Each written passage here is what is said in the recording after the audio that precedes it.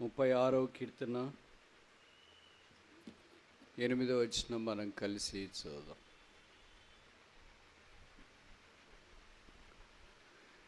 నీ మందిరం యొక్క సమృద్ధి వలన వారు సంతృప్తి నొందుతున్నారు. నీ ఆనంద ప్రవాహములోనిది నీవు వారికి త్రాగించుచున్నావు. దేవుని మందిరము అనే మాటను ఆధారం చేసుకొని కొన్ని విషయాలు మనం నేర్చుకోవటానికి ఆరంభించున్నాం. ఉదయకాలం 2వ సెషన్లో ఇక్కడ దేవునికి సంబంధించిన 5 సంగతులు ప్రస్తావించబడ్డాయని జ్ఞాపకం చేయబడుతూ వచ్చింది. మొదటిది నీ కృప, దై గ్రేస్, టాక్స్ అబౌట్ సాల్వేషన్, రక్షణ గురించి మాట్లాడుతుంది. రెండవది దై వింగ్స్, నీ రెక్కలు, సేఫ్టీ, భద్రతను గురించి తెలియచేస్తుంది. మూడవది నీ మందిరం, దై హౌస్, శాంక్చురీ, పరిశుద్ధ స్థలము, దైవ సన్నిధిని జ్ఞాపకం చేస్తుంది. నాలుగవది నీ ఆనంద ప్రవాహములోనిది, దై జాయ్, ఆయన ఆనందం, సిద్ధపరిచిన సదుపాయం, సప్లై. ఐదవది ఆఖరిది నీ వెలుగు, దై లైట్, టాక్స్ అబౌట్ స్క్రిప్చర్స్, వాక్యమును మనకు జ్ఞాపకం చేస్తుంది. కనుక నీ నీ నీ నీ అన్ని దేవునికి సంబంధించిందే. మనము ఆయన వారము, ఆయన మనవాడు. ఈ దేవుని మందిరములో ఏమున్నాయి, ఏం సమృద్ధి ఉంది, ఇలాంటి సంగతులు మనకు కనిపిస్తున్నాయి అంటే బైబిల్లో విస్తారమైన సంగతులు దాని గురించి గ్రంథస్థం చేయబడ్డాయి. కీర్తనలో నుండి ఒక 5 విషయాలు మాత్రము మనం ఈ రాత్రి నేర్చుకోవటానికి ఆరంభిస్తాం. దాంట్లో మొదటిది 40వ కీర్తన.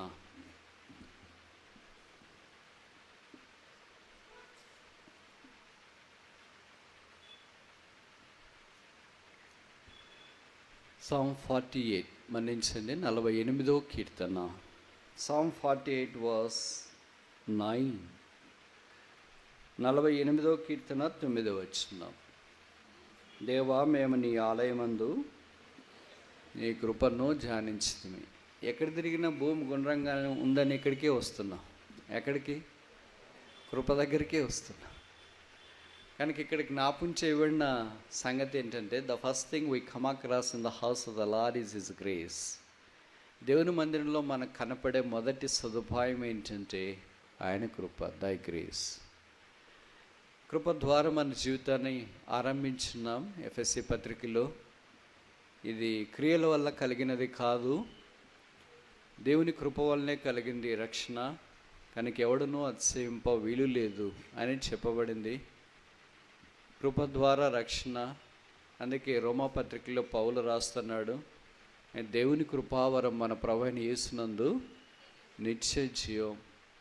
కనుక ఇది వరం, ఇది భిక్ష, ఇది దానం, ఇది ఆధ్యాత్మికమైన ఆశీర్వాదం. ఇవి అది ఉచితం. ఇంకెవరైనా యేసును అంగీకరించుకున్న పాప క్షమాపణ, మారుమనసు పొందుకున్నా ఉంటే సాయంకాలం మేము జ్ఞాపకం చేస్తున్నాం. యేసు ప్రభువుని అంగీకరించడానికి వాయిదా వేయొద్దు, పర్లేదులే అనుకోవద్దు, చూస్తాములే అనుకోవద్దు. మరలా దినాలు ఇలాగ రాకపోవచ్చు. మరొక అవకాశం నీకు యేసుని గురించి వినటానికి, ఆలోచించటానికి, అంగీకరించటానికి అవకాశం కుదరకపోవచ్చు. కనుక బైబిల్ సెలవిస్తుంది, నేడే రక్షణ దినం. ప్రభువైన యేసునందు విశ్వాసం ఉంచితే పాపాలు క్షమించబడతాయి, జీవితం మార్చబడుతుంది. చెప్పన అసఖ్యమైన మహిమాయుక్తమైన సంతోషం దావానముల హృదయంలోనికి వస్తుంది. పాపం మీద యేసు ప్రభు విజయం దయచేస్తాడు. పాప క్షమాపణ ఉచితముగా అనుగ్రహించబడుతుంది. భూమి మీద ఉన్నంతకాలం సమాధానము, నెమ్మదితో జీవిస్తాం. ఈ భూమిని విడిచిపెడితే పరలోక రాజ్యం,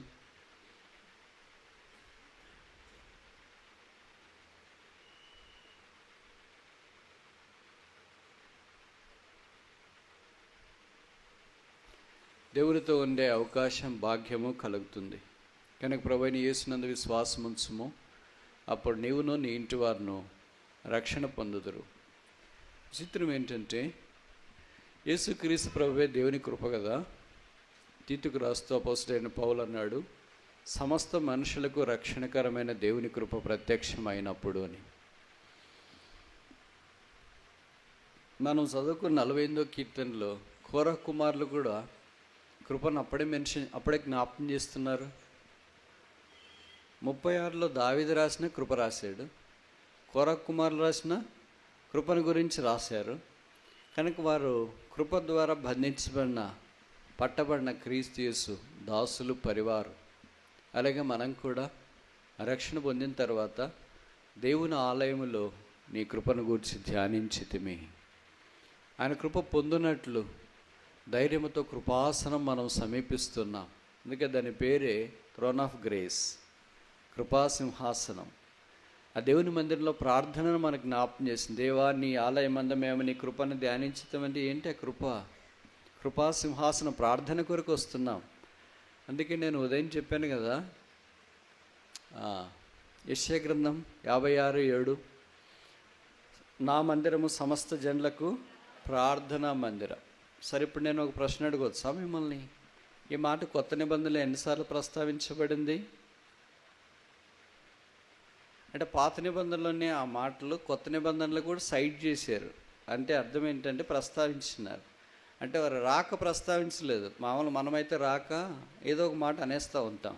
అట్ట కాదు, పరిశుద్ధాత్మ దేవుడు ఆ సంగతిని మరలా అక్కడ రాశాడంటే ప్రాముఖ్యం. మీకు తెలుసో తెలీదో 3 సువార్తికులు రాశారు, మత్తయి, మార్కు, లూకా. ఈ 3 ఆ వాక్యాన్ని తీసుకొని నా మందిరము సమస్త జనులకు ప్రార్థనా మందిరము, సమయ అడ్డుబాటును బట్టి రెఫరెన్స్ ఇప్పుడు చూపించట్లేదు. కనుక దేవాన్ని ఆలయంలో మేము నీ కృపను ధ్యానించమంటే ఆలయంలో ప్రార్థన చేయడానికి వస్తున్నాం. ప్రార్థన చేయాలంటే మరి కృపాసింహాసనాన్ని సమీపిస్తున్నాం కదా, కృప పొందాలి కదా. ఆయన యొక్క సహాయాన్ని మనము అనుభవించుట కొరకై కృప ద్వారానే మనం అంగీకరించబడతాం. None of us has merit to reach the throne of grace. మనలో ఏ ఒక్కరికి కూడా దేవుని కృపాసనం రక్షణ పొందిన తర్వాత కూడా మనముగా we don't have any personal access. అది యేసుక్రీస్తు రక్తము ద్వారానే మనకు యాక్సెస్ ఉంది. Access denied. ఒకవేళ ప్రవేశం నిరాకరించబడితే ప్రవేశం పొందలేము. అందుకే రోమపత్రికలో పౌలు రాస్తున్నాడు, అబ్బా తండ్రి నాయన అని మొరపెట్టే ఆత్మ మనకి ఇయ్యబడుతూ వచ్చింది. మనకు అంతకుముందు అలాంటి ఆత్మ లేదు. అయితే యేసుక్రీస్తు ప్రభు యందు విశ్వాసం ఉంచిన కారణం చేత ఈ ఆత్మ ఉజ్జీవించబడింది. అంతకుముందు ఎలాగుంది? ఆది కాండంలో రాయబడినట్లు దేవుని ఆత్మ జలములపై అల్లాడుచుండెను. ఆత్మ దేవుడు నివసించడానికి వీలైన హృదయం కనపడలేదు. ఇప్పుడు కొత్త నిబంధనలోనికి వచ్చిన తర్వాత, యేసు రక్తం ద్వారా కడగబడిన తర్వాత, ఇప్పుడు ఆత్మదేవుడు మన హృదయంతరంగంలో ప్రవేశించి నివాసము చేయటానికి ఇష్టపడుతున్నాడు. అందుకే మనం ఆత్మ సంబంధమైన దేవాలయం అయ్యాం. దేవా నీ కృపను మేము నీ ఆలయమందు ధ్యానించితిమి. దేవాలయముగా చేయబడిన తర్వాత దేవుడు అక్కడ నివాసం చేస్తున్న కారణం చేత ఆయన నామాన్ని బట్టి ప్రార్థన చేయట కొరకై చేరి వస్తూ ఉన్నాం. కనుక దేవుని మందిరములో యేసుక్రీస్తు సింహాసనం ఎదుట సాగిలపడి ఆయన సన్నిధిలో ప్రణతిల్లి ప్రార్థన చేసే భాగ్యం మనకి ఇవ్వబడుతూ వచ్చింది. యేసు ప్రభు ఈ మాటలు మనకు పరిచయం చేశాడు. యోహాను 14:14 అన్నాడు, you have asked me nothing in my name, now ask me I will give. నా నామమున మీరు ఇంతవరకు ఏమీ అడగలేదు, మీరు అడగండి మీకు అనుగ్రహించబడుతుంది. అడగండి అంటే మనం భౌతికమైన సంగతుల గురించి అడగటానికి తాపత్రయపడుతూ ఉంటాం. అవే ఒక లిస్ట్ రాసుకుంటాం. ఆ లిస్ట్ ప్రకారమే ప్రార్థన చేయాలని అనుకుంటాం. లిస్ట్ రాసుకోండి, అలాగే చేయండి. కానీ నాకేం లిస్ట్ లేదు. నాకు ఒక్కటే, ప్రభువా నాదొకటే ఒక ప్రార్థన అంశము. బహుశా ఆ ప్రార్థన అంశం మీ లిస్టులో ఉందో లేదో నాకు తెలియదు, ఉండకపోవచ్చు. ఎందుకంటే అది మనకు ప్రార్థన అసలు అవసరం లేదని అనుకుంటాం. నా ఒకటే ఒక ప్రార్థన అంశం ఏంటంటే, నన్ను నీ వలే మార్చు. ఇది మీ ప్రార్థన లిస్టులో ఉందా మీకు? మీ మందిరంలో ప్రత్యేక కోడికలకి ఇప్పుడు కూడా రాసింటారు కదా ప్రార్థనా లిస్ట్. గొలుసు ప్రార్థన కూడా జరుగుతుంది. ప్రభుకు స్తోత్రాలు. ఇవన్నీ అవసరమే. అయితే ఉన్నతమైన ఒక్కటి ఏంటంటే ఆయన వల్లే మనం మార్పు చెందాలి. If there is nothing in us that transforms into his image, there is no meaning in our lives. మనలో ఆయన వల్లే మార్పు చెందాలన్న ఆశ లేకపోతే ఇక మన జీవితానికి సార్థకత లేదు. అందుకనే భక్తుడు ఒక పాట రాశాడు కదా, ఎటువంటి యాగంబు చేసితివి యేసు. ఒకటే బైబిల్ అంతటిని ఒకటే మాటలో చెప్పాడు ఆయన. ఆ పద ప్రయోగము పరిశుద్ధాత్మ దేవుని ద్వారా ఎలాగ చేశాడో తెలియదు, కానీ ఆశ్చర్యం అమోఘం. నీ వలే నేను ఉండాలని, అంతే.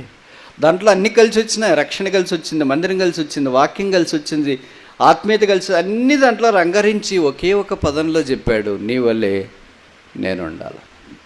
అది యేసుప్రభు యొక్క యాగము, మానవ జీవితం విషయం కలిగిన సంకల్పం, ఏర్పాటు. Anything short of that is not the full pledged plan of God. ఒకసారి చెప్పనా, దానికి తక్కువగా ఏదొచ్చినా, ఇంకా ప్రభు యొక్క సమరూపంలోనికి మార్చబడటానికి తక్కువ ఏదైనా అది యేసు ప్రభు యొక్క సంకల్పంలోనికి వచ్చినట్టు కాదు. మన భౌతికమైన అక్కర్లు చాలా తీరవచ్చు, మన రోగాలు బాగా కావచ్చు, ఆర్థిక సమస్యలు తీసివేయబడవచ్చు.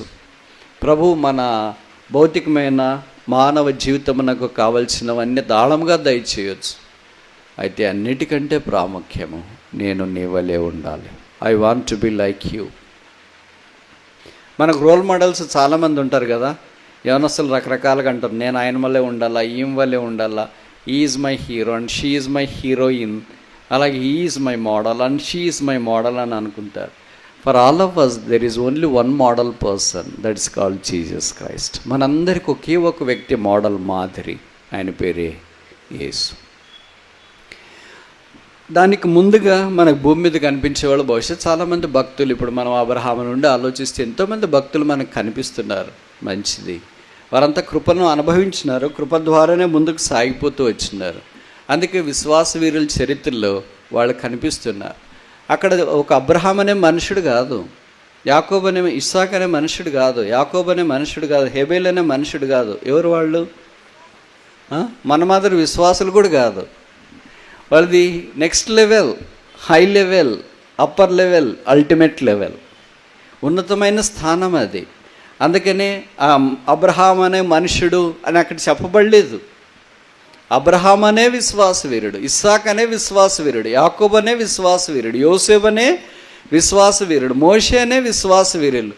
ఆ ఎంట్రీ కావాలంటే దాంట్లోకి యేసుక్రీస్తు ప్రభు యొక్క పోలికలోనికి మార్చబడటానికి చేసే ద్విగుణీకృతమైన ప్రయత్నములో దివ్య అంశము విశ్వాసం. దాంట్లో కొలవడిన తర్వాత ఆ లిస్టులోకి మనం రాలేము. ఆ లిస్టులోకి బైబిల్లోని భక్తులందరూ అక్కడికి రాలేరు, అక్కడ కొంతమంది మాత్రమే ఉన్నారు. వచ్చి మన సంగతి ఏంటి మరి? దేవా, నీ ఆలయమందు నీ కృపను ధ్యానించితిమి. దైవ మందిరంలోనికి వచ్చినప్పుడు మన్నించండి నేను ఈ మాట చెప్తున్నందుకు. మన ప్రార్థనలో అల్టిమేట్ పరాకాష్ట ప్రార్థన మనం ఏంటంటే, ప్రభువా నీ వల్లే నన్ను మార్చు. Anything that short of that image I don't want. ఆ నీ రూపానికంటే ఏ తక్కువ రూపం వచ్చినా ఆ రూపం నాకు వద్దు. మనం ఏదైనా కావాలని కోరుకున్నప్పుడు, అంటే కూరగాయలు కొనాలని వెళ్ళినా, బట్టలు కొనాలని వెళ్ళినా, అవసరమైన వస్తువులు కొనాలని వెళ్ళినా సాధారణంగా రాజీ పడం కదా. అదే రంగే కావాలా, కొద్దిగా రంగమాన్న వద్దులే, ఇది నాకు నచ్చలేదులే, కాఫీ రంగే కావాలా. ఇది కాఫీనే మేము దాదాపు అదే, ఇది బ్రౌనే పర్వాలేదులేండి అంటే, లేదు లేదు లేదు నాకు నచ్చలేదులేండి అంటే, కొద్దిగా తక్కువ ఉన్నా మనకు నచ్చదు, కొద్దిగా అడ్జస్ట్ చేసుకోవాలన్నా మనం నచ్చము. కాంప్రమైజింగ్ అంటే మనకి ఇష్టం ఉండదు కొన్ని విషయాలలో, భౌతికంగా మనకు కావాల్సి వచ్చినప్పుడు. మరి ఆత్మీయంగా వచ్చినప్పుడు how can we compromise to the very image of Christ? క్రీస్తు యొక్క సమరూపంలోనికి మార్చబడే విషయంలో ఎలాగ రాజీ పడతాం? There is no compromise in converting our selves into the very image of Jesus Christ. యేసు యొక్క సమరూపంలోనికి మార్చబడటానికి రాజీ లేని ఎడతెరిపి ప్రయత్నం ఒక క్రైస్తవుడు ప్రార్థనలో జరిగిస్తున్నాడు. ప్రభువా నీ వలే ప్రేమ చూపించాలి, నీ వలే మాట్లాడాలి, నీ వలే క్షమించాలి, నీ వలే దయ చూపించాలి, నీ వలే నోరు మూసుకోవాలి అని ప్రార్థన చేసిన వాళ్ళు ఉంటే చేయొద్దండి.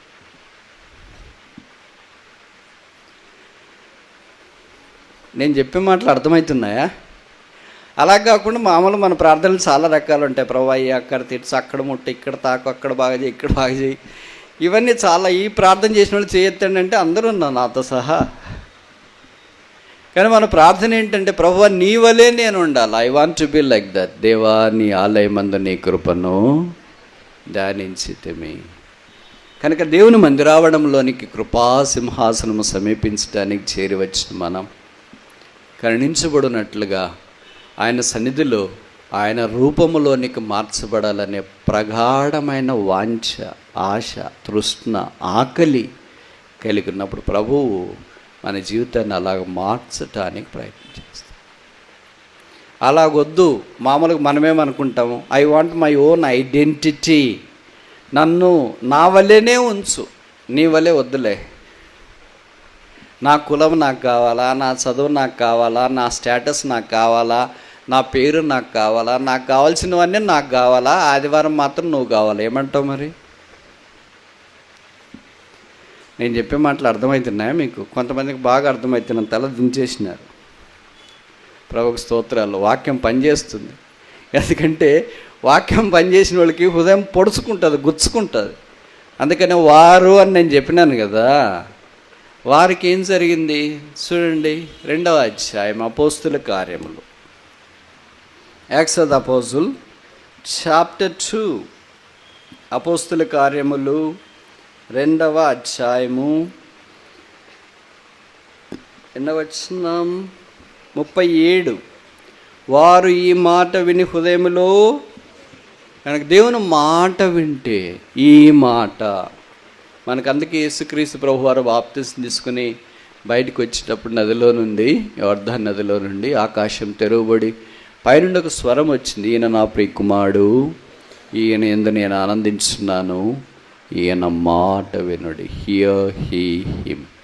ఆయనను వినండి, ఆయన చెప్పేది వినండి. కనుక ఆయన మాట వింటే మనకేమవుతుందంటే హృదయం గుచ్చుకుంటుంది. మనకు హృదయం ఏం గుచ్చుకోలేదు అనుకో, బాగా తేలియాడుతుంది అనుకో, అర్థం ఏంటంటే మనిషిని మాట విన్నాము అని అర్థం. ఆయన మాట మన దగ్గరికి వచ్చినప్పుడు అది పనిచేస్తుంది. అందుకనే బైబిల్లో రాయబడిన దేవుని వాక్యం 2 అంచుల ఖడ్గం. ఖడ్గంకు ఉండే నైజం ఏంటంటే చిన్నపిల్లలైనా పెద్దోళ్ళైనా అజాగ్రత్తగా వాడితే కిచెన్లో కోసుకుంటారు. ఏ చిన్నపిల్లలే పర్వాలేదని అనుకోదు. ఈ అక్క చాలా ఎక్స్పీరియన్స్లే, ఏమి చేయి మనమేం కోస్తామది అనుకోదు. చిన్నపిల్లలైనా పెద్దోళ్ళైనా స్త్రీలైనా పురుషులైనా అజాగ్రత్తగా వాడినప్పుడు అది కోస్తాం. దాని నైజం అది. అలాగే దైవవాక్యం దగ్గరికి వచ్చినప్పుడు మనకి జీవితాలను సరిచేయటానికి పరిశుద్ధాత్మ దేవుడు మనకు కూడా కోత పెట్టడానికి ప్రయత్నం చేస్తాడు. ఆ కోతకు అంగీకరించగలిగితే రోగం తీసివేయబడుతుంది, స్వస్థ బుద్ధి వస్తుంది. కనుక ప్రార్థన అంశంలో ఇప్పుడు ఇది కూడా చేర్చుతామా? ఏది చేరుస్తామంటారా వద్దా? వెనకోళ్ళు ఎవరు చెప్పట్లేదు, నువ్వు చెప్పుకో, ముందోళ్ళకి చెప్పుకో, మాకేం వద్దులే, మేము అప్పుడే మారిపోయినాం అనుకో. మారిపోయిన వాళ్ళు ఉంటే ఇక్కడ ఉండరు, వాళ్ళ పైన ఉంటారు. మనం ఇక్కడ ఉన్నామంటే అర్థం ఏంటి? మారలేదు అని అర్థం. ఇంకా కనుక యేసు నీ వలే నేను మారాల, all that in me should be just like you, నీ వలే ఉండాల. దేవా నీ ఆలయమందు నీ కృపను ధ్యానించి. కనుక మందిరంలో మొదటిది దేవుని యొక్క కృప మనకు కనిపిస్తుంది. 2వది చూస్తామా? కీర్తనలు 65:4, Psalm 65 verse 4. 65వ కీర్తన 4వ వచనం. నీ ఆవరణములలో నివసించున్నట్లు నీవు ఏర్పరచుకొని చేర్చుకున్నవాడు ధన్యుడు. నీ పరిశుద్ధ ఆలయము చేత నీ మందిరములో, నీ మందిరంలో ఏముంది? మొదట ఏముంది? కృప. 2వది ఏముంది? మేలు. కనుక దేవుని మందిర ఆవరణములో నివసించడానికి ఎన్నిక చేయబడాలి. అందరు దారెమ్మడి పోయే వాళ్ళందరూ లోపలికి రాలేరు. ఆ దినాల్లో మోషే భక్తుడు ప్రత్యక్ష గుడారం నిర్మించిన దినాల్లో బలిపీఠం దగ్గరికి వచ్చి బలి అర్పించిన తర్వాతనే వారు దేవుని ద్వారా అంగీకరించబడేవారు. ఇప్పుడు కొత్త నిబంధనలో ఆ బలిపీఠం యేసుక్రీస్తు ప్రభువు, ఆయన శిలువ, ఆయన రక్తం ద్వారా కడగబడి పరిశుద్ధపరచబడిన వారు మాత్రమే ఆత్మ సంబంధమైన సంఘములోనికి వస్తున్నారు. వారే దేవుని శరీరముగా చేయబడుతున్నారు. భౌతికమైన ఆ మందిరంలోకి, మీటింగ్లోకి ఎవరైనా రావచ్చు, ఎవరైనా కూర్చోవచ్చు, ఎవరైనా వినొచ్చు, ఎవరైనా ఎంతసేపు అయినా ఉండొచ్చు. ఆ తర్వాత అందరూ వాళ్ళు వెళ్ళిపోవచ్చు వాళ్ళ దారిన. కానీ ఆత్మ సంబంధమైన దేవుని ఆలయం అనే సంఘములోనికి, ఆయన శరీరంలోనికి పాలు పొందాలంటే, భాగము తీసుకోవాలంటే, if you want to become the portion of his body which is the church, సంఘమన ఆయన శరీరములో మనము పాలు పొందాలంటే, భాగము తీసుకోవాలంటే, ఇక రాయబడుతూ వచ్చింది ఆయన ఏర్పాటులోనికి రావాలి. దేవుని ఏర్పాటు అమోఘమైనది. ఎంతోమంది గొప్పవారు, తెలివైన వారు, అందం కలిగిన వారు, జ్ఞానులు, సంపన్నులు, బహుశా మనకు లోకం సరిగ్గా తెలియదు అనుకుంటా, ఎందుకంటే ఇక్కడే తిరిగామని. కానీ బయట ఉన్న లోకాన్ని చూస్తే మనకు అనిపిస్తుంది, is this world this big, this glittering? లోకం ఇలాగుందా? ఇంత తళుకు బెళుకులు కనిపిస్తుందా? లోకంలో ఇంత ధనవంతులు ఉన్నారా? ఇంత తలాంతులు కలిగిన వారు ఉన్నారా? ఇంత సామర్థ్యం కలిగిన వారు ఉన్నారా? ఇంత శక్తి యుక్తులు కలిగిన వారు ఉన్నారా? లోకంలో ఇలాంటి వాళ్ళు ఉన్నారా? వాళ్ళందరూ ఎదుటి పోల్చుకున్నప్పుడు 8 బిలియన్ల ప్రజల్లో, 200 దేశాల్లో ఉన్న ప్రజలతో మనం ఒక సామాన్యమైన కుగ్రామంలో ఉన్న మనం ఎంతటి వారము? అయితే బైబిల్లో రాయబడుతూ వచ్చింది, నీవు ఏర్పరచుకొనినవాడు ఎక్కడుంటానికి? నీ ఆలయంలో ఉండటానికి. కనుక దేవుని మందిరం రావడంలోనికి మనం రావటానికి we are not just ordinary people, and the Bible says we are chosen. మనం ఎన్నిక చేయబడిన వారం. దేవుడు ఎవరిని ఎన్నుకోవాలని అనుకున్నప్పుడు ఆయన చీటి మన మీదకి వచ్చింది. బాయ్స్ ఎవరిని ఎన్నుకోవాలనుకున్నప్పుడు ఆయన పొలంలో పనిచేయటానికి చాలామంది ఉన్నారు అక్కడ, కానీ రూతు మీదకి ఆయన కటాక్షం వచ్చింది. అందుకే రూతు 2వ అధ్యాయం అనుకుంటా పలికిన మాట చాలా అందంగా ఉంది. ఏమి తెలిసి పరదేశినైన నాయుడుని కటాక్షము కలిగను. What made you to have this unlimited favour upon a person like me who is a stranger? నేను పరదేశిని కదా, వైధవ్యం కలిగిన దాన్ని కదా, ఏదో ఇలాగ తలదాచుకుందామని అత్తగారెంబడి వచ్చాను కదా, ఏమి తెలిసి నా మీద ఇంత కటాక్షం చూపించిన. మనం కూడా పరదేశులము, యాత్రికులమై ఉన్నప్పుడు కరుణా సంపన్నుడైన దేవుడు మనల్ని ప్రేమించి మనల్ని ఎన్నుకోవటానికి తానే ఏర్పాటు చేసుకున్న ఏర్పాటును బట్టి ఎఫెసీ పత్రిక 1వ అధ్యాయంలో chosen us in Christ before the world began. లోకము జగదుత్పత్తి మొదలుకొని వధించబడిన దేవుని గొర్రెపిల్లని యేసు రక్తము ద్వారా జగత్తు పునాది వేయబడక మునిపే క్రీస్తు యేసులో ఆయన లేదా దేవుడు మనలను ఏర్పరచుకొనెను. అందుకే ఈ ఏర్పాటును గురించి పౌలు అపోస్తలుడు కొరింథీయులకు రాస్తూ 1వ పత్రికలో అన్నాడు, బలవంతులను సిగ్గుపరచడానికి బలహీనులను, జ్ఞానులను సిగ్గుపరచడానికి అజ్ఞానులను, ఎన్నికైన వారిని సిగ్గుపరచడానికి ఎన్నిక లేని వారిని, గొప్పవారిని సిగ్గుపరచడానికి నీచులైన వారిని ఎన్నిక చేసుకున్నాడు. అలాంటి వారిలో నేను కూడా ఉన్నా, మనం కూడా ఉన్నాం.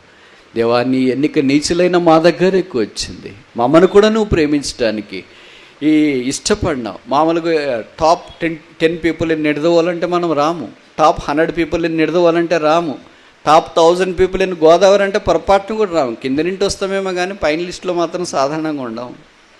కనుక టాప్ 1,00,000 పీపుల్ అన్నా కూడా మనం రాము. ఎక్కడ టాప్లో రాము కదా ప్రభువా. మహిళని కటాక్షం కలగటానికి ఏమి చూశావు? యేసును చూశాడు దేవుడు. యేసు త్యాగం చూశాడు, యేసు సిలువను చూశాడు, యేసు రక్తాన్ని చూశాడు, యేసు మరణం భూస్థాపనలు చూశాడు. ఆ యేసులో మనల్ని ఏర్పరచుకోవాలని ఆయన సంకల్పించిన. సరిగ్గా భాష రాదు, మాట్లాడడం రాదు, జ్ఞానం లేదు, తెలివి లేదు, కరోనా వచ్చి ఉన్నది కూడా పోయింది ప్రభా. కొంతమంది చెప్తారు కదా, అన్నీ మర్చిపోతున్నాను రా, మీ పేర్లు కూడా మర్చిపోతున్నాను, మా అమ్మ అనేది అన్నీ కూడా ఏం మా ఎందుకు మర్చిపోతున్నాను? కరోనా వచ్చినప్పుడు ఏంటి మర్చిపోయి. కనుక చాలామందికి అది ఆ కంప్లైంట్ చెప్తారు. మరి అది వాస్తవమో కాదో తెలియదు, కానీ ఏదైనా జరిగినా కరోనా మీదకే నెట్టేస్తున్నారు. గుండె నొప్పి వచ్చినా కరోనా వచ్చినప్పుడు నుండి అటు అయిపోయిందండి. బీపీ వచ్చినా, షుగర్ వచ్చినా, థైరాయిడ్ వచ్చినా, ఏమొచ్చినా కరోనా వచ్చినప్పుడు నుండి మనిషికి పూర్తిగా బాగాలేకుండా అయిపోయింది. గాలి చెడిపోయింది, నీళ్ళు చెడిపోయినాయి, మనిషి కూడా చెడిపోయాడు. అయితే ప్రభుకి స్తోత్రాలు. దైవికమైన ఏర్పాటును బట్టి ఆయన మంది రావడంలో ఉండే భాగ్యం మనకు అనుగ్రహించినాడు. ఆ కాడన మేలు. ఎవరు మేలు? యేసుప్రభువే మేలు చేయవాడు. అందుకే ఎబ్రీ పత్రికలో రాయబడింది, రాబోతున్న మేలుల విషయమే ప్రధాన యాజకుడిగా వచ్చాను. ఈ వాక్యం ఒకసారి మొట్టవలసి కూడా వచ్చింది, బహుశా మీలో కొంతమందికి గుర్తుండొచ్చు. Christ is our high priest for the good things to come. మేలు దేవుని యొక్క వాక్యంలో కనిపిస్తూ ఉంటుంది. బహుశా నాకు తెలిసి ఈ పదాన్ని యోసేపు చాలా ఇష్టపూర్వకంగా వాడాడు 50వ అధ్యాయంలో. యోసేపు నాన్నగారు చనిపోయిన తర్వాత వాళ్ళ అన్నోళ్ళు చాలా బాధపడిపోయినారు. ఎవరికైనా మనిషి కదా, చూడండి మనము ఎంత గొప్పోళ్ళైనా కానీ ఏం పోదు అంటే మానవ స్వభావం పోదు. అదే ఏదో ఒక సామెత ఉంటుంది కదా, చీకు చచ్చినా చింత జావదని. అలాగే ఉంటుంది అది, చింత చచ్చినా పులుపు జావదని అలాగ కూడా అంటారు కదా. అది పోవట్లేదు. వీళ్ళు పెద్ద గొప్పోళ్లే కదా ఆయన సహోదరులు. యోసేపు కొరకు పూటబడిన రూబెన్ లాంటి వాడు ఉన్నాడు, యూదా లాంటి వాడు ఉన్నాడు, బెన్యామిన్ లాంటి వాడు ఉన్నారు. అందరూ గొప్పవాళ్ళు. వాళ్ళందరూ ఎలాగ చేస్తారు? ఎలాగ చేస్తారంటే మీకు ఆశ్చర్యం వేస్తుంది కదా. ఇప్పుడు చస్తే దేవుని యొక్క వాగ్దానం ఏమవుతుంది? నిర్గమకాండంలో ఎలాగొస్తాడు? లేవి వంశస్థుడు ఒకడు పోయి లేవి వంశీయురాలని ఎలాగ పెళ్లి చేసుకుంటాడు, మోషే ఎలాగొస్తాడు, ఇశ్రాయేల్ని ఎలాగ విడిపిస్తారు. వీరందరూ అలాగ బయటకు వచ్చిన తర్వాత మళ్ళీ బోయేజు రూతు ఎలాగొస్తారు? వాళ్ళ ద్వారా ఓబేదు ద్వారా యెషై ద్వారా దావీదు ద్వారా లోకరక్షకుడు యేసుప్రభువు వారు ఎలాగొస్తారు? రావాలంటే మీరే. కానీ వాళ్ళు ఏమనుకున్నాడు? మా తమ్ముడు చంపేస్తాడని. చంపటానికి ఆయన అక్కడికి వెళ్ళలేదు కదా, బ్రతికించడానికి ఆయన వెళ్ళాడు. ఇంకో మాటలో చెప్పాలంటే యోసేపు తన అన్నోళ్ళని కాదు సంరక్షించింది, తన అన్నోళ్ళ ద్వారా కలిగే వంశావళిలో రాబోతున్న రక్షకుడని యేసునాథుని సంరక్షించాడంటే తప్పంటారా? తన సహోదరులను కాదు యోసేపు సంరక్షించిండే, తన సహోదరుల ద్వారా లేవి వర్గంలో నుండి రాబోతున్న మోషే, అహరోను, మిర్యాము లాంటివన్నీ సంరక్షించాడంటే తప్పంటారా? తన సహోదరులను కాదు యోసేపు రక్షించింది, వారి సహోదరుల ద్వారా రాబోయే యెహోషువ లాంటి నాయకుని ఎఫ్రాయిము గోత్రంలో నుండి సంరక్షించాడంటే తప్పంటారా? కనుక వారంతా భయపడిపోయినారు. వాళ్ళు ఏమనుకున్నారు? ఇంక మా జీవితం ఎంతటితోనే అయిపోయింది. యూదా నీ కథ అయిపోయిందిరా, నువ్వే ఎక్కువ మాట్లాడినావు. రూబేను నీ కథ కూడా అయిపోయింది. ఇంక అందరూ ఒకళ్ళకొకళ్ళు అనుకుంటూ ఉన్నారు. సిమ్యాను ఎవరు మాట్లాడిన వాడు బాగా గుర్తుపెట్టుకున్నారు. రే మనం ఏమో అనుకున్నాం, చిన్నపిల్లడు 17 ఏళ్ళు వాళ్ళకేం తెలియదులే అని అనుకున్నాం. ఫుల్ చాట తీస్తున్నాడమ్మా, హిస్టరీ బయటికి తీసినాడు. ద్విభాష 2 భాషలు మాట్లాడేవాడు ఉన్నాడు. ఎవరు సంగతి అంతా ఫుల్ వాడు గుర్తుపెట్టుకున్నాడు. మన పెద్ద వయసు కనుక మనం మర్చిపోయి ఉంటాం, మెమరీ లాస్ అయిపోయి ఉంటుంది. కుర్రోడు కదా, అందులో ప్రధానమంత్రిగా ఉండి పరిపాలన చేస్తున్నాడంటే మెమరీ ఫుల్ ఫోటోగ్రాఫిక్ మెమరీ ఉన్నట్టుంది. అంత గుర్తుపెట్టుకున్నాడు. ఇంకా అయిపోయి ఒక్కసారి అటు భయపెట్టాం అనుకోండి, ఎంత భయం వస్తుంది. నీ సంగతి అంతే, నా సంగతి అంతే. అందరూ ఒకరికొకరు భయపడిపోయినారు. ఏమో నాయన ఉన్నారా, అక్కడ ఏంది యోసేపు ఏం చేయలేడులే, నాయన అంటే వాడికి చాలా ఇష్టం. వాళ్ళ నాన్నకు కూడా యోసేపు అంటే చాలా ఇష్టం, ఖచ్చితంగా ఆపగలడు. నాన్న అమ్మున్నంత దాకా వాళ్ళకి ధైర్యం ఉంటుంది. ఒకసారి నాన్న చనిపోయిన తర్వాత మానవ స్వభావం బయటికి పెళ్ళికి వచ్చింది. కానీ చేస్తాడేమో, చంపేస్తాడేమో. మా నాన్నగారు చనిపోయారు కదా, ఇంత దాకా చూసుకున్నాడు, ఇప్పుడెంటే చంపుతారని ఎవరికి ఒక్కళ్ళకు కూడా ఆ మంచి విశ్వాసం అనేది రాలేదు. ఎందుకంటే అందరు మనుషులే కదా, భయం అనేది అందరిని ఆవరిస్తుంది. వాళ్ళకు కూడా భయం ఆవరించింది, ఇంక చస్తారేమో. వాళ్ళంతా చస్తే బైబిల్ అక్కడికి కథం కాదంటారా? అవునా కాదా? ఏమంటారు మీరు? వాళ్ళందరినీ యోసేపు అక్కడ చంపేసినాడు అనుకోండి, ఐగుప్తులు. యోసేపు ఒక్కడే మిగిలి ఏం చేస్తాడు? ఆయన కూడా ఏదో ఒక రోజు చనిపోతాడుగా. ఇంక బైబిల్ కథ అందరితో అయిపోతుంది కదా. నిర్గమకాండం నుండి ఎలాగ ప్రారంభించబడుతుంది? ఓ దేవుని కృపా మహదేశ్వరం ఎంత గొప్పది. అందుకే యోసేపు అన్నాడు, మీరు నన్ను అమ్మివేయలేదు, దేవుడే నన్ను ఇక్కడికి పంపించాడు. ఎందుకు పంపించాడు? 50వ అధ్యాయం 20వ వచనమా? జెనసిస్ చాప్టర్ 50, ఆదికాండం 50వ అధ్యాయం. ఆదికాండం 50వ అధ్యాయం 20వ వచనం. మీరు నాకు కీడు చేయ ఉద్దేశించితిరి, కానీ నేటి దినమున జరుగుతున్నట్లు, అనగా బహు ప్రజలను బ్రతికించున్నట్లుగా అది మేలు కొరకే దేవుని ఉద్దేశించింది. 2 ఉద్దేశాలు ఉన్నాయి. మనిషి ఉద్దేశం ఏంటి? చెప్పరేంటి? మనిషిని యొక్క ఉద్దేశం అంతా కీడు చేయాలని ఉంటుంది. దేవుని ఉద్దేశం అంతా ఏం చేయాలని ఉంటుంది? మేలు చేయాలని ఉంటుంది. ఇప్పుడు మనం ఏ ఉద్దేశంలో ఉన్నాం? మనుషుల ఉద్దేశంలో ఉన్నామా, దేవుని ఉద్దేశంలో ఉన్నామా? శుక్రవారం అబద్ధం చెప్పొద్దండి.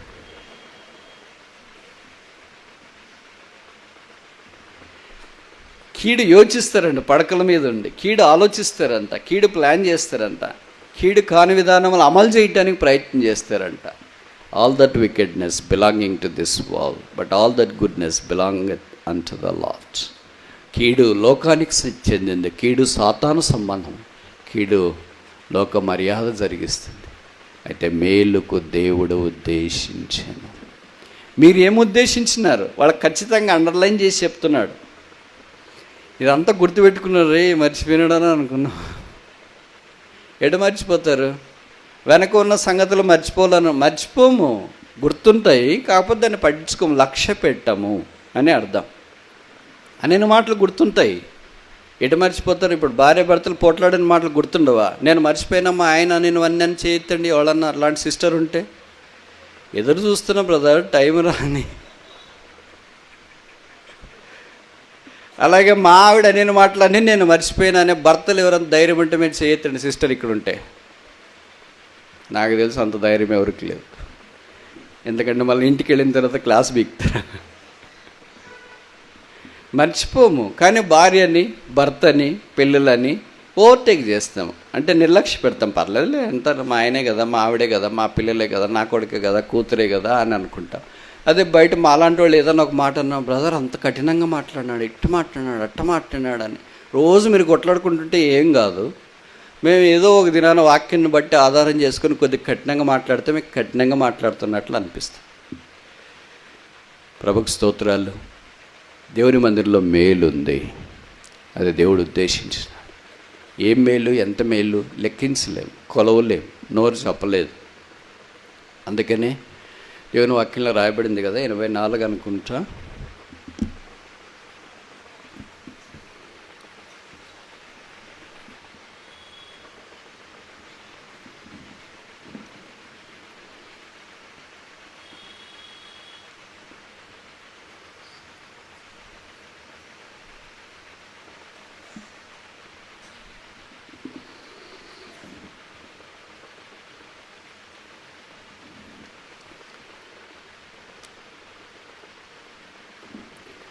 తన యందు భయభక్తులు గల వారి కొరకు ఆయన దాచుంచిన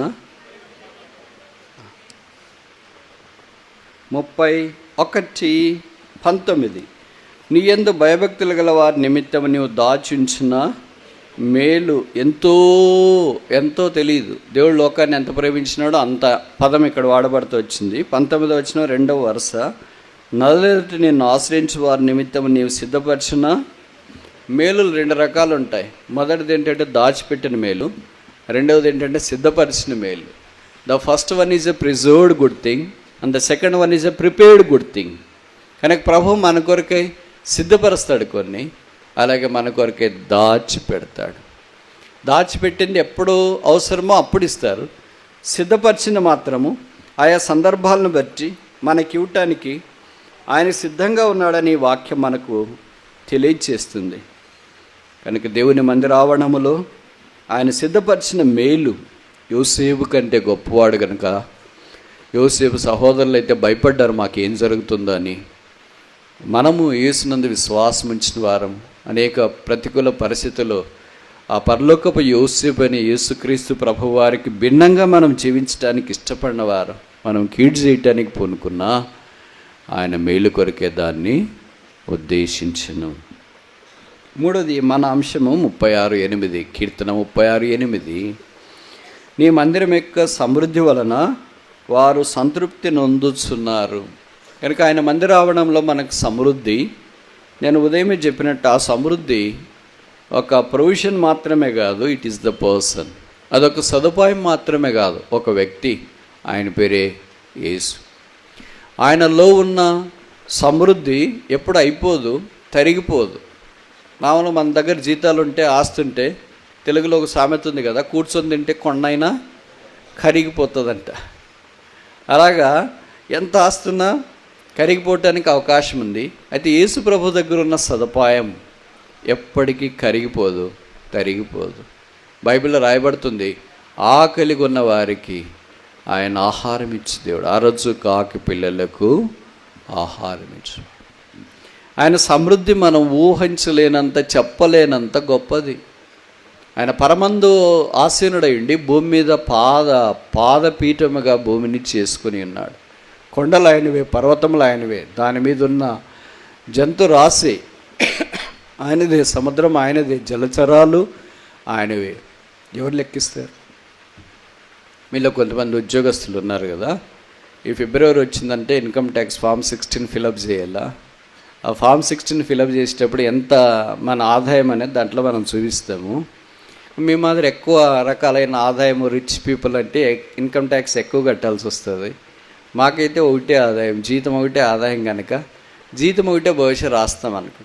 అదే యేసుప్రభు దగ్గరికి వెళ్ళి సైతాన్ని అడిగినాడు, లేదే వాళ్ళని అడిగినారు, మీ ఫామ్ 16 ఇవ్వండి ప్రభు అని.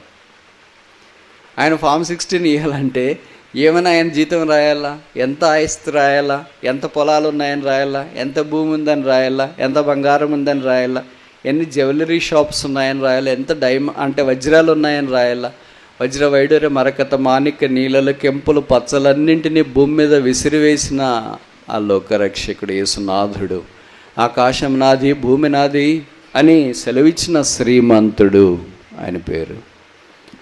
అలాంటి వారిని సంపద సమృద్ధి ఎన్నటికీ తరిగిపోదు. ఆయన ఎదుట సదాకాలం ఉండేది. అది మన కొరకై ఆయన అవకాశాన్ని బట్టి, అక్కర్ని బట్టి దయచేసేవాడు. అందుకే బైబిల్లో రాయబడుతూ వచ్చింది, ఫిలిప్పీ 4:19 పౌలు అన్నాడు, the lord shall supply all your needs not greed. మన యొక్క అక్కర ఆయన తీరుస్తాడు కానీ మన యొక్క అత్యాశ కాదు. యేసునందు విశ్వాసం ఉంచడం ద్వారా అక్కర్లు తీర్చబడతాయి. ప్రార్థనకు ఆయన జవాబిస్తాడు, తన సమృద్ధిలో నుండి ఆయన జాలిపడును అని వాక్యంలో రాశారు. ఆయన సమృద్ధిలో నుండి జాలిపడితే ఆయన మనుషుని వలె ఆలోచించి, మనుషుని వలె సహాయం చేసి, మనుషుని వలె మేలు చేయటానికి ఆ కొంత పరిమాణంలో ప్రయత్నించాడు. ఆయన మెషర్ వేరే, ఆయన స్కేల్ వేరే, ఆయన త్రాసు వేరే, ఆయన హృదయం వేరే. ఆయన లాంటి హృదయము మళ్ళీ ఎవరికైనా ఉందంటారా? ఎవరికి లేదు. ఆయనను పోలినవాడు ఎవడు లేడు. ఆయన పోలి ఎవరు లేకపోతే ఆయన లాంటి హృదయం మనకి ఎలాగొస్తుంది? మనలాంటి హృదయం ఉన్నవాళ్ళు మస్తుకున్నారు.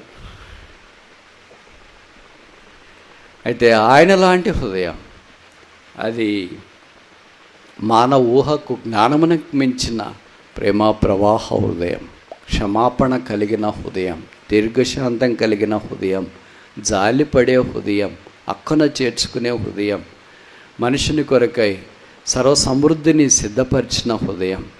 ఆ ఏర్పాటును అనుసరించి దేవుని యొక్క మందిరావరణంలో ప్రభు మనకన్నీ ఉచితముగా దయచేస్తున్నాడు. 4 చూస్తామా? 93 7వ వచనం, Psalm 93 verse 7. 93వ కీర్తన 7వ వచనం మన్నించండి.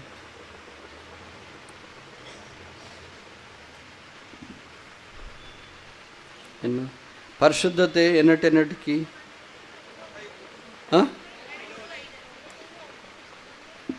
5వ వచనం, యెహోవా ఎన్నటెన్నటికి పరిశుద్ధతే. దేనికి మనం ఏం ఆలోచిస్తున్నాం? ఆయన మందిరం. నీ మందిరంలో ఏమున్నాయి? ఇప్పటిదాకా 4 విషయాలు చూసిన. మొదటిది ఏంటి? నీ ఆలయమందు నీ కృపను ధ్యానించు. కృప ఉంది ఆయన మందిరంలో. రెండవది, ఆయన మందిరంలో ఏముంది? మేలు ఉంది. రెండవది, ఆయన మందిరంలో ఏముంది? మూడవది, ఆయన మందిరంలో ఏముంది? సమృద్ధి ఉంది. నాలుగవది, ఆయన మందిరంలో ఏముంది? పరిశుద్ధత ఉంది. ఇప్పటిదాకా మనకి ఇష్టమైన పాయింట్లు వచ్చినాయి. ఇది కొద్దిగా మనకు కష్టమైన పాయింట్, ఇష్టం లేని పాయింట్. పరిశుద్ధత అంటే చాలా ఇష్టం ఉండదు. మనలో ఎలాగుంటుందంటే గొప్పవాళ్ళు కావాలని ఉంటుంది. We all like to be great but we don't like to be Holi. ఇంకోసారి చెప్పనా? ఆయన గొప్పోళ్ళు అండి, గొప్పగా ఉన్నారండి, వాళ్ళు అలాగండి ఇలా. I want to be as holy as that of Christ. క్రీస్తులాగా నేను పరిశుద్ధుడిగా ఉండాలా, నా కొరకు ప్రార్థన చేయండి అనేవాళ్ళు కనిపిస్తారా? గొప్ప వాక్యం చెప్పాలా, గొప్పగా పాడాలా, గొప్పగా సండే క్లాస్ చెప్పాలా, గొప్ప అన్నీ. We want all great things but not Holi.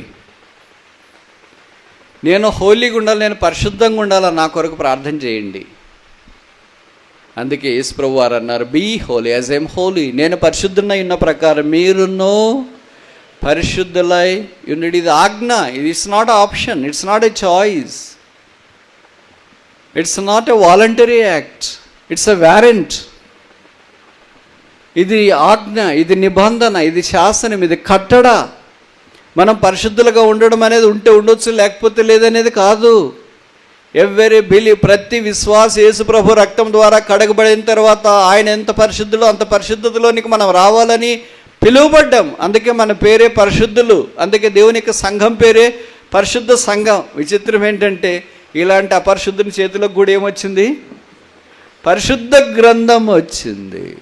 ఈయన పట్టుకోవటానికి కూడా నా చేతులు యోగ్యమైనవి కాదు, చదవటానికి నా కళ్ళు యోగ్యమైనవి కాదు, బోధించడానికి నా పెదవులు యోగ్యమైనవి కాదు.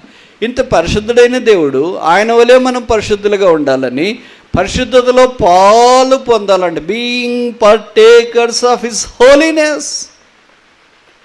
మిగతావన్నీ పాలు పొందాలంటే ఇష్టమే. రొట్టెలు తినాలంటే ఇష్టమే, చేపలు తినాలంటే ఇష్టమే, బోధ వినాలంటే ఇష్టమే, పాటలు పాడాలంటే ఇష్టమే, ఆయన గాడిద మీద ఊరేగించాలంటే ఇష్టమే, కేకలు వేయాలంటే ఇష్టమే. కానీ పరిశుద్ధతలోకి రావటం కష్టం. ఇది ప్రభు ఏమంటున్నాడంటే, దేవుని మందిరావరణంలోనికి ప్రవేశించిన తర్వాత ఆయన ఎంత పరిశుద్ధుడు, మనమును అంత పరిశుద్ధతలోనికి రావాలని కోరబడుతున్నా. If there is holiness, we are not following the holy principles. పరిశుద్ధతే మనలో లేకపోతే పరిశుద్ధత వైపు మనం అడగలేయట్లేదు. పరిశుద్ధత ఎలాగొస్తుంది? అందుకే వాక్యం ద్వారా కూడా పరిశుద్ధత వస్తుంది. మనకు తెలుసు కదా, యోహాను సువార్త 15వ అధ్యాయం 2-3 వచనాలు అనుకుంటా. నేను చెప్పిన మాటను బట్టి మీరిప్పుడు పవిత్రులై ఉన్నారు. You are now holy because of the word. దేవుని వాక్యం మనల్ని పరిశుద్ధపరుస్తుంది. అందుకే ఎఫెసీ పత్రిక 5వ అధ్యాయంలో సంఘానికి సంబంధించి రాస్తూ, అంటే పెళ్లి విషయాన్ని ప్రస్తావిస్తూ, అటువలే క్రీస్తు కూడా సంఘమును ప్రేమించి అది ముడత, మత్స, డాగు, కళంకము అట్టిది మరి ఏదియూ లేకుండా వాక్యమన ఉదక స్నానం, ఉదకం అంటే నీళ్ళు, దాంతో స్నానం చేయించి శుభ్రపరుస్తారంట. మామూలు మనం తెల్ల చొక్క వేసుకున్న తర్వాత లేదా తెల్ల డ్రెస్ వేసుకున్న తర్వాత ఏదైనా మరక కనిపిస్తే ఎవరన్నా అడిగామనుకోండి, తెల్ల చొక్క వేసుకున్నాను కదా, చిన్న మరక కనిపిస్తుందా అని అంటే కనిపిస్తుంది అని అంటారు. ఇంకెక్కువ దుమ్ము అయింది లేదా ఎక్కువ మరకలు అయినాయి అనుకోండి, దీంట్లో ఎక్కడైనా మరక ఉందా అంటే దీంట్లో ఎక్కడైనా తెల్లదనం ఉందా అని అడగాలి. కానీ మరక ఉందా అని అడిగితే ఏం చెప్పాలో, పైనుండి కింద దాకా అంతా మరకలే కదా, తెల్లదనం ఎక్కడ లేదు అని. అలాగే మన జీవితంలో ప్రభు దగ్గరికి వచ్చినప్పుడు మామూలుగా మనం ఏం చేస్తామంటే, మనుషుల్లో ప్రభు ఎక్కడైనా పొరపాటు ఉంటే తప్పు ఉంటే క్షమించని, ఎక్కడైనా బాగుంటే కదా తప్పు ఉంటానికి. గోదావరి భాష అర్థమవుతుందా? ఎక్కడైనా బాగుంటే కదా తప్పు ఉంటానికి. అరికాలు మొదలుకొని నన్నెత్త దాకా ఇది నేను చెప్పేది కాదు, యెషయా భక్తుడు గొప్ప భక్తుడే అన్నాడు మొదటి అధ్యాయంలో. అలాంటి యెషయా భక్తుడు లాంటి వాడే అంత మాట అంటే ఇంక మనం ఏమనాలో నాకు తెలిసి మన డిక్షనరీలో పదాలు లేవనుకుంటా. We run out of the shortage of vocabulary. మనం మాట్లాడటానికి పూనుకుంటే భాష మనకు సరిపోదు, కుదరదు అనుకుంటా.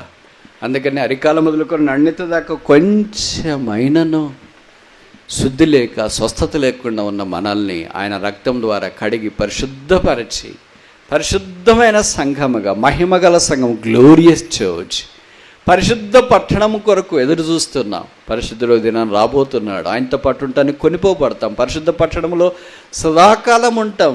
ఆయన పరిశుద్ధుడు, పరిశుద్ధుడు, పరిశుద్ధుడు. ఆయన పరిశుద్ధతలో మనం కూడా పాలు పొందాలని కోరబడుతూ ఉన్నాం. 5వ దాకా చూసి ముగిస్తామా?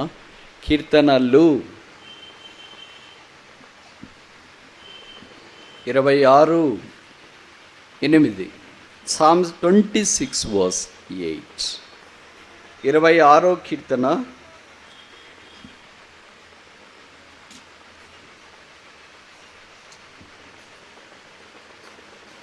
26వ కీర్తన 8వ వచనం. యెహోవా నీ నివాస మందిరమును, నీ తేజో మహిమ నివసించు స్థలమును నేను ప్రేమించున్నాను. ఇప్పటిదాకా ఎన్ని చూసాం దేవుని మందిరంలో? 4. మొదటిది ఏంటి? కృప. రెండవది ఏంటి? మేలు. మూడవది ఏంటి?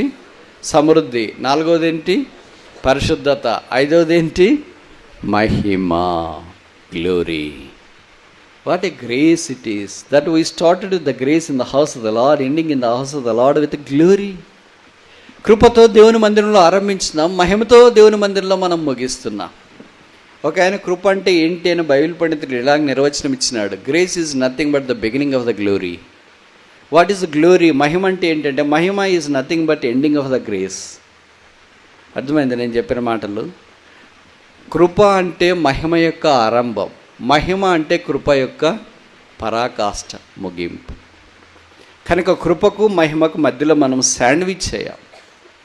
ఇప్పుడు కృప ద్వారా రక్షణ పొందినాం, కృప ద్వారా కొనసాగించబడుతున్నాం, కృపను అనుభవిస్తున్నాం. ఓ దినాన మహిమలో మనం ప్రవేశిస్తాం. సరే, ఇప్పుడు నేను ఒక మాట అడిగి ప్రశ్నలు మీ దగ్గర వచ్చిన తర్వాత ముగించడానికి ప్రయత్నం చేస్తాను. కరెక్ట్ నేరుగా సూటిగా జవాబు చెప్పాలి. బైబిల్లో కృప అనే మాట ఎక్కువ రాసినారా, మహిమ అనే మాట ఎక్కువ రాసినారా? కృప. సిస్టర్స్, బ్రదర్స్, ఇంక వాళ్ళు చెప్పిన తర్వాత వాళ్ళదే కదా స్త్రీ శక్తి, మహిళా లోకం, మహిళా సాధిక, అదేదో అంటారబ్బా పదాలు, సాధికర. So all women world. కనుక విషాదకరమైన సంగతి ఏంటంటే మీరు కరెక్ట్గా తప్పు చెప్పినారు.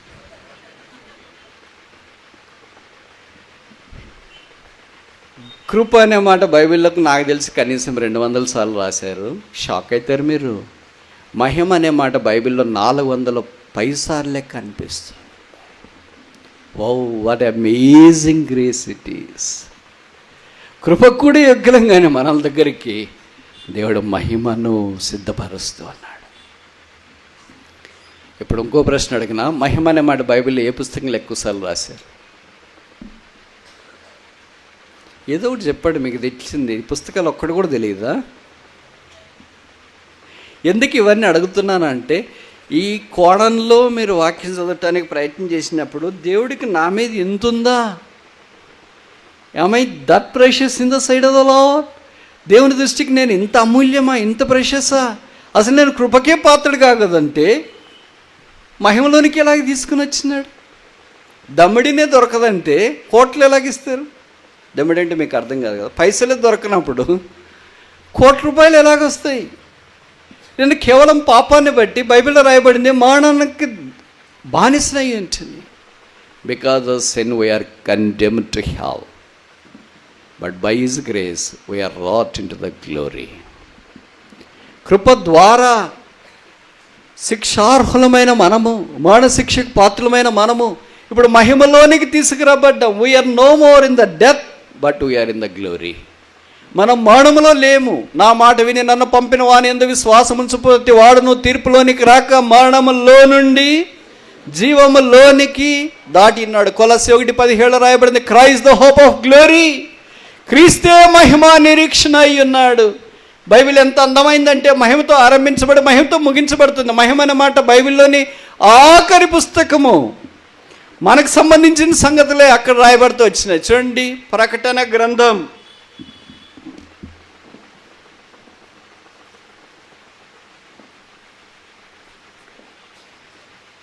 21వ అధ్యాయం, బుక్ ఆఫ్ రెవల్యూషన్ చాప్టర్ 21 26వ వచనం. జనములు తమ మహిమను ఘనతను దానిలోనికి తీసుకొని వచ్చేది. వీళ్ళు అసలు మహిమే లేకుండా మానవులో ఉన్నవారు ఇప్పుడు దేన్ని తీసుకొని వస్తున్నారు? మహిమను తీసుకొని వస్తున్నామంట. How marvellous phenomenal change is this. రోమాపత్రికలో పౌలు రాస్తాడు, అందరూ పాపం చేసి దేవుడు అనుగ్రహించిన మహిమను పొందలేకపోతున్నాయి. We are short the grace but we become the people who can bring glory. మహిమకి తక్కువైన మనము మహిమను తీసుకుని వచ్చే భాగ్యంలోనికి తీసుకురాబడ్డాం. మన ద్వారా మహిమ కోల్పోబడింది. దేవుని యొక్క వాక్యంలో సమూయేలు 1వ గ్రంథం 4వ అధ్యాయంలో చూస్తే, ఈకాబోత్ ద గ్లోరీ డిపార్టెడ్. అయితే ప్రభుకు స్తోత్రాలు, సమూయేలు వచ్చినాడు. 2వ దినవృత్తాంతాల గ్రంథాల్లో దేవుని మందిరాన్ని నిర్మించినాడు. మందిరం నిర్మించిన తర్వాత దేవుని యొక్క మందిరం సన్నిధిలో మోకరించినాడు. విశేషమైన ప్రజలు చేరి వచ్చిండగా వారి సన్నిధిలో ప్రార్థన చేసినాడు. దేవా, ఈ ప్రార్థన ఆలకించుట కొరకై మేము ఈ స్థలంలో నిలబడి ప్రార్థన చేయించుండగా నీవు ప్రార్థనకు జవాబియ్యవో.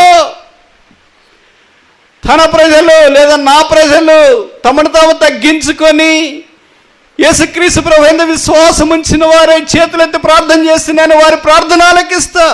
ఇవన్నీ సంగతులు అయిపోయిన తర్వాత బైబిల్లో రాయబడింది, I have hallowed this house, my heart and my mind shall be there పర్ఫెక్చువల్లీ.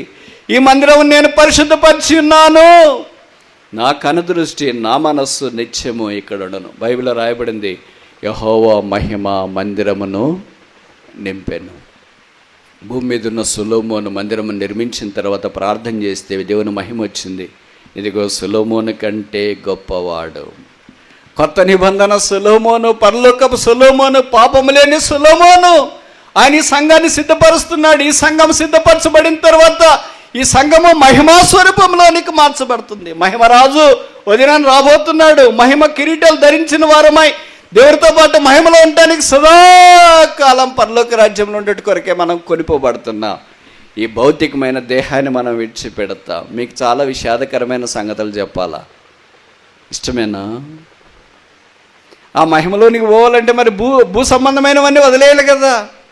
మీరు ఎవరైనా బంగారం అది ఎక్కువ తక్కువ పెట్టుకుని ఇప్పుడే పెట్టుకున్నారేమో చూసుకోండి. ప్రభు ఇప్పుడే వచ్చినాడు అనుకో, రేపటి నుండి ఏం మీటింగ్లు ఉండవు, భోజన ఖర్చులు కూడా ఏమి ఉండవు. కనుక విచిత్రం ఏంటంటే, విషాదకరమైన సంగతి ఏంటంటే, మీ బంగారం కూడా ఇక్కడే వదిలేసిపోవాలా? అయ్యో బ్రదర్, నేను వదిలిపోయినా పర్వాలేదు. అలాగే స్మార్ట్ ఫోన్ జాగ్రత్త పెట్టుకోండి, కాంటాక్ట్లు ఇంటాక్ట్లు అన్నీ పోయినాయి. ప్రభు వస్తే స్మార్ట్ ఫోన్ పోతుంది, బంగారం పోతుంది, అద్దాలు పోతాయి, వాచ్లు పోతాయి, Apple watch, Apple iPod, MacBook, అన్నీ యాపిల్ షూ, అన్నీ. మీరు చెప్పుల స్టాండ్లో మామూలు పాత చెప్పులు, బాట చెప్పులు మా లాంటివి అయితే పోయినా పర్లేదు, కానీ మీలాగ పెద్ద పెద్ద వాక్కరో తెచ్చుకున్నారనుకో, యాడిడాస్ తెచ్చుకున్నారు, నైక్ తెచ్చుకున్నారనుకో, జొడాయికి తెచ్చుకున్నారనుకో, కనుక ఇవన్నీ తెచ్చుకుంటే అన్నీ ఒక దినాన్ని వదిలిపెట్టాల్సిందే. ప్రభు ఇప్పుడే వస్తే ఎంత బాగుందో. ఎందుకంటే రేపు ఎల్లుండి నాకేం బాధ్యత ఉంటుంది. ఆహా, బూర ఎప్పుడు మ్రోగుతుందో, ఎప్పుడు మార్చబడతామో, ఎప్పుడు ప్రభు సన్నిధిలో ఉండటానికి కొనిపోబడతామో అనే నిరీక్షణ కలిగిన విశ్వాసులు ప్రభు కొరకు ప్రపంచమందంతటా ఎదురు చూస్తూ ఉన్నారు. పునాదులు గల ఆ పట్టణం, దేవుడు దేనికి శిల్పి నిర్మాణకుడై ఉన్నాడు, ఆ పట్టణం, అక్కడంతా మహిమే, అంతా మహిమే. ఆయన ఎంత విశ్వాసం ఉంచిన వారు మహిమను తీసుకొని వస్తున్నారు. ఈ రాత్రి ప్రభువైన యేసునందు విశ్వాసం ఉంచితే మహిమ.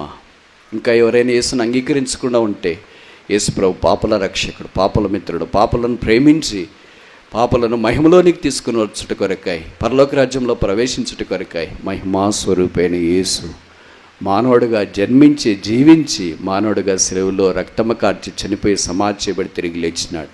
బైబిల్ సెలవిస్తుంది, యేసు రక్తం ప్రతి పాపం నుండి మనల్ని కడిగి పవిత్రులుగా చేయను. ఎంతకాలం యేసును అంగీకరించకుండా నిరాకరిస్తావు, వాయిదా వేస్తావు, పర్లేదులేని చూస్తావు.